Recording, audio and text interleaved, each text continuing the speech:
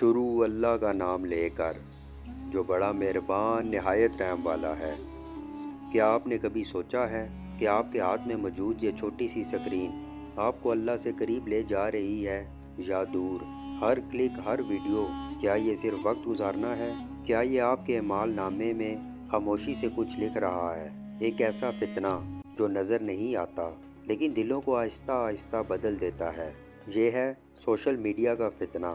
آج کا انسان ایک نئی دنیا میں جی رہا ہے، ایک ایسی دنیا جو حقیقت نہیں مگر حقیقت سے زیادہ اثر رکھتی ہے۔ فیس بک، انسٹاگرام، ٹک ٹاک یہ صرف ایپس نہیں رہی، یہ ایک طرز زندگی بن چکی ہے۔ ہر لمحہ انسان دوسروں کو دیکھ رہا ہے، موازنہ کر رہا ہے، اپنی زندگی سے ناخوش ہو رہا ہے۔ لیکن سوال یہ ہے، کیا قرآن نے ہمیں اس بارے میں پہلے ہی خبردار نہیں کیا؟ قرآن کریم ہمیں بار بار یاد دلاتا ہے، یہ دنیا کی زندگی صرف کھیل اور تماشا ہے۔ جیسا کہ قرآن میں اللہ پاک فرماتا ہے، یہ آیت آج کے سوشل میڈیا کلچر کی مکمل تصویر پیش کرتی ہے۔ ایک نوجوان صبح آنکھ کھلتے ہی فون اٹھاتا ہے، نوٹیفیکیشن، لائکس، کمنٹس، اس کی صبح کا آغاز یہی ہے۔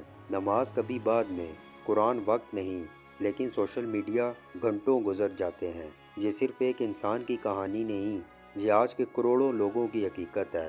اللہ تعالیٰ قرآن میں قسم کھا کر فرماتا ہے، بے شک انسان خسارے میں ہے۔ مفسرین کے مطابق یہ خسارہ صرف مال کا نہیں، یہ وقت کا بھی ہے۔ آج انسان اپنی قیمتی وقت ایسی چیزوں میں لگا رہا ہے جو نہ دنیا میں فائدہ دیتی ہے نہ آخرت میں۔ ہر اسکرول وقت کا ایک ٹکڑا لے جاتا ہے جو کبھی واپس نہیں آتا۔ سوشل میڈیا نے ایک اور دروازہ کھولا ہے، بے حیائی کا دروازہ۔ ایسی تصاویر، ایسی ویڈیوز جو دل کو آہستہ آہستہ سخت کر دیتی ہے۔ قرآن ہمیں واضح حکم دیتا ہے، مومن مردوں سے کہو کہ اپنی نگاہیں نیچی رکھے۔ لیکن آج نگاہیں خود بخود نیچی نہیں ہوتی، بلکہ انگلیاں خود بخود اوپر سکرول کرتی ہیں۔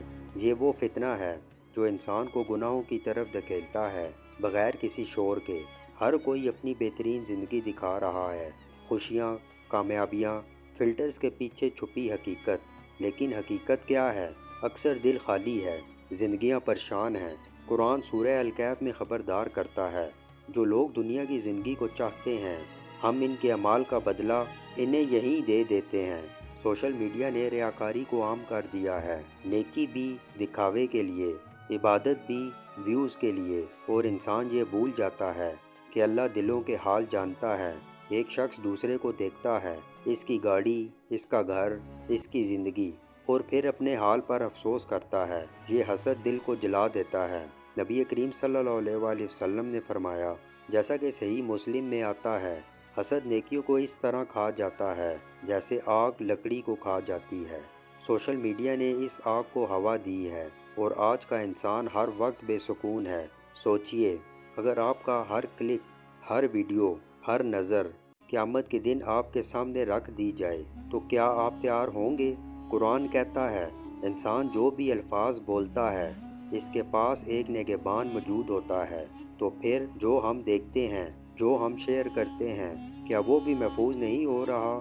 وہ لمحہ جب انسان اپنے اعمال نامے کو دیکھے گا اور اس میں گھنٹوں کی بے مقصد اسکرولنگ، گناہوں کی جھلکیاں، ضائع وقت، تو اس وقت نہ کوئی واپسی ہوگی، نہ کچھ بدلنے کا موقع۔ سوشل میڈیا خود برا نہیں ہے، یہ ایک ذریعہ ہے، لیکن سوال یہ ہے، ہم اسے کس طرح استعمال کر رہے ہیں؟ کیا یہ ہمیں اللہ کے قریب لے جا رہا ہے یا ہم سے ہماری آخرت چھین رہا ہے؟ قرآن ہمیں بار بار یاد دلاتا ہے، اللہ کی یاد میں ہی دلوں کو سکون ملتا ہے۔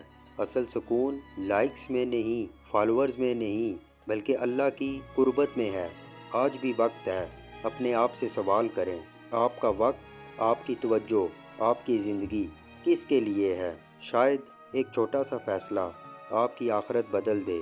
سوشل میڈیا کو اپنا مالک نہ بنائیں، بلکہ اسے اپنا غلام بنائیں اور اپنی زندگی کو قرآن کے مطابق ڈالیں۔